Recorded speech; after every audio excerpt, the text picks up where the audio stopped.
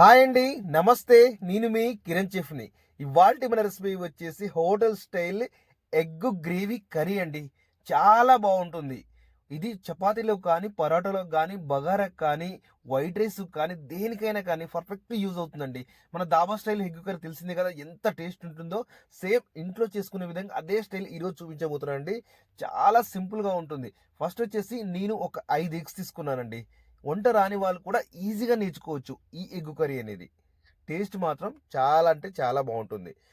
దాంట్లో కొంచెం సాల్ట్ వేసి, మీ దగ్గర ఒక నిమ్మకాయ పచ్చి ఉంటే నిమ్మకాయ పచ్చి వేసేయండి. దానివల్ల పొట్టు అనేది ఇంకా మంచిగా వస్తుంది. గుడ్డు మాత్రం మ్యాక్సిమం పాత గుడ్లు తీసుకోండి, కొత్త గుడ్లు అయితే పొట్టు రాదు. అందుకే ఎగ్ కర్రీ వచ్చేసే వాళ్ళు ఎవరైనా సరే కానీ పాత గుడ్లనే అడగండి. తర్వాత వచ్చేసి పచ్చిమిర్చి ఎందుకండి, పచ్చిమిర్చి ఇదే టైప్లో కట్ చేసి సరిపోతుంది. తర్వాత వచ్చేసి ఉల్లిగడ్డ అండి. ఉల్లిగడ్డ మాత్రం ఎర్ర ఉల్లిగడ్డ తీసుకోండి. ఎర్ర ఉల్లిగడ్డ ఎంత వీలుంటే అంత చిన్నగా కట్ చేసేయండి. దీనివల్ల గ్రేవీ అనేది మంచి తిక్కుగా వస్తుంది. దానివల్ల టేస్ట్ అనేది అదనంగా పెరిగిపోతుందండి. చూడండి, నేను వీడియోలో ఎలా చూపిస్తున్నానో అలా కట్ చేసేయండి. చాలా సింపుల్ అండి. వంట రాని వాళ్ళు కూడా ఈ ఎగ్ కర్రీ అనేది చాలా సింపుల్గా చేసుకోవచ్చు. అది హోటల్ స్టైల్, దాబా స్టైల్ తెలిసిందే కదా ఎంత టేస్టీగా ఉంటుందో. తర్వాత వచ్చేసి టొమాటో ఉంది కదండి, టొమాటో నేను చెప్పిన విధంగా ఇలా కట్ చేసుకోండి. అంటే ఈ కర్రీ వచ్చేసి ఒక 5గురికి పర్ఫెక్ట్గా వస్తుందండి. ఒకటండి, ఎగ్గు కర్రీ వేరు, ఎగ్గు పులుసు వేరండి. అది దాబా స్టైల్లో. నేను చేసేది యూజ్ మాత్రం దాబా స్టైల్లో అండి. ఇది మాత్రం మిక్సీ పట్టుకోండి టొమాటో మాత్రం. ఇంకా తర్వాత ఎలా చేయాలో చూద్దామా. తర్వాత కొన్ని పల్లీలు తీసుకోండి. లైక్ ఒక 50 గ్రాముల వరకు పల్లీలు తీసుకోండి. పల్లీలు తీసుకొని ఇలా లైట్ చిన్న సెగ మీద, ఎక్కువ మాడకుండా ఇలా వేయించండి. కాస్త ఎర్ర కలర్ అవుతాయండి, అప్పటి వరకు వేయించండి. చాలా బాగుంటుందండి. టేస్ట్ మాత్రం చాలా అంటే చాలా బాగుంటుంది. పల్లీల వల్ల కూడా గ్రేవీ అనేది ఇంకా పెరిగిపోతుందండి.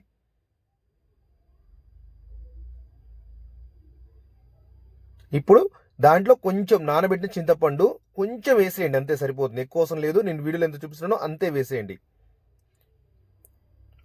ఆ తర్వాత మీరు ఏం చేస్తారంటే ఒక పాత్ర తీసుకొని దాంట్లో కొంచెం ఆయిల్ పోసుకొని ఇంకా కర్రీ వండేద్దామండి. ఆయిల్ పోసుకొని మనం కట్ చేసిన పచ్చిమిర్చి వేసేయాలి. తర్వాత మనం కట్ చేసిన ఉల్లిపాయ వేసేయాలండి. వీడియో అనేది 1 నిమిషం 2 నిమిషాలు లేట్ ఉంటాయండి, కానీ చాలా పర్ఫెక్ట్ రెసిపీ అండి. వీడియో కూడా పెద్ద గేమ్ ఉండదు, ఒక 7 నిమిషాల్లో మాత్రమే అయిపోతుంది. కానీ మీరు పర్ఫెక్ట్గా టేస్ట్ మాత్రం ఎగ్ కర్రీ చేస్తే ఈ స్టైల్లో చేయండి. నేను చెప్తున్నాను కదండి, చాలా అంటే చాలా బాగా వస్తుంది కర్రీ మాత్రం. తర్వాత దాంట్లో ఎండుమిర్చి ఇలా ఇలా వేసేయండి. ఒక 3 ఇలా కట్ చేసి వేసేయండి. తర్వాత శనగపప్పు మాత్రం ఒక 1/2 టేబుల్ స్పూన్ వేసేయండి. ఆ తర్వాత జీలకర్ర కూడా ఒక 1/2 టేబుల్ స్పూన్ వేసేయండి. ఆ తర్వాత వచ్చేసి ఆవాలు తీసుకోండి. ఆవాలు కూడా ఒక 1/2 టేబుల్ స్పూన్ మాత్రమే వేయండి. అంతేనండి, తాలింపుకి ఏమవసరం లేదు. తర్వాత కరివేపాకు అంటే రొటీనే వేసేసి కాస్త కలబెట్టేసేయండి.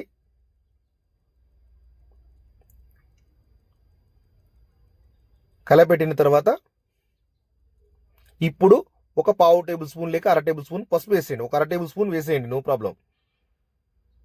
ఒక 1/2 టేబుల్ స్పూన్ వేసేసిన తర్వాత ఇలా కలపండి. కలిపిన తర్వాత అల్లం వెల్లుల్లి పేస్ట్ వేసేయాలండి. అల్లం వెల్లుల్లి పేస్ట్ ఒక 2 టేబుల్ స్పూన్ వేసేయండి. ఆ తర్వాత కలపాలండి.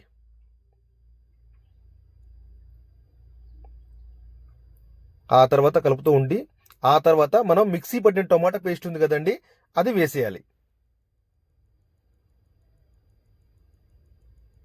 టొమాటో పేస్ట్ కూడా బాగా మగ్గే వరకు చిన్న వేడి మీద వేడి మాత్రం కాస్త చిన్నగా పెట్టాలండి.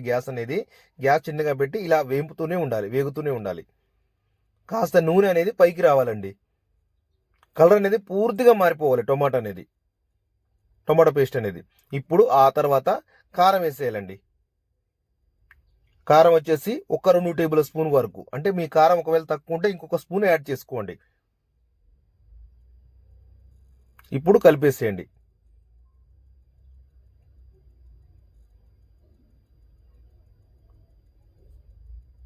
దాబాలను అయితే మెయిన్గా కొంచెం పుచ్చపప్పు అనేది యాడ్ చేస్తారండి. దానివల్ల ఇంకా గ్రేవీ అనేది ఇంకా కొంచెం ఎక్స్ట్రా పెరుగుతుంది. మనకు అవసరం లేదండి, ఇంట్లో అవసరం లేదు. కానీ సేమ్ టేస్ట్ మాత్రం ఏం తేడా ఉండదండి. సేమ్ యాజ్ టీజ్గా అదే స్టైల్లో వస్తుంది. ఇప్పుడు పల్లి పేస్ట్ ఉంది కదండి, మనం పల్లి పట్టాం కదా, పల్లి మీరు వాటర్ వేసి కూడా పట్టుకోవచ్చు. కొంతమంది విడిగా పట్టాల్సిన అవసరం లేదు, కొంతమంది డౌట్ అడుగుతారు. వాటర్ వేసి పట్టండి, పట్టి పల్లి పేస్ట్ వేసేయండి. ఇంకొకటి, ఇది నిల్వ ఉండదండి, కేవలం 1 డేకి మాత్రమే వస్తుంది, ఒక్కరోజు మాత్రమే వస్తుంది. పల్లి పేస్ట్ కూడా బాగా మరిగే వరకు ఉంచండి.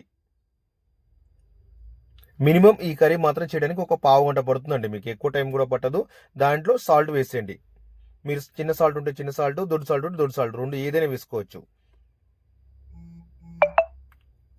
మ్యాక్సిమం ఒక 2 టేబుల్ స్పూన్ వరకు పడుతుంది. నేను 1 టేబుల్ స్పూన్ చూపించాను, 2 అయితే పర్ఫెక్ట్గా సరిపోయిందండి.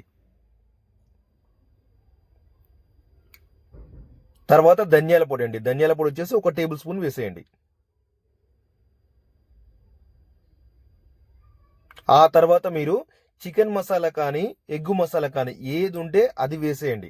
మీ దగ్గర బట్టి ఏది అందుబాటులో ఉంటే అది వేసేయండి. ఎంటీఆర్ కానీ ఆచి కానీ ఏది ఉన్నా సరే కానీ అది వేసేయండి. నేనైతే ఒక చికెన్ మసాలా తీసుకున్నాను, 1 టేబుల్ స్పూను, అది వేసాను. లేదు వద్దనుకున్న వాళ్ళు వెజ్ మసాలా కూడా వేసుకోవచ్చండి. కొంతమంది చికెన్ మసాలా ఎగ్లో ఇష్టపడరు, వాళ్ళు కూడా వెజ్ మసాలా వేసుకోవచ్చు. ఆ తర్వాత గుడ్లు, ఎగ్స్ తీసుకొని ఇలా కట్ చేసేయండి.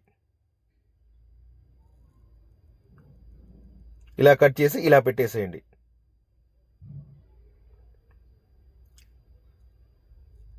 ప్రతి ఒక్క ఎగ్గు ఇలా పెట్టేసేయండి, సరిపోతుంది.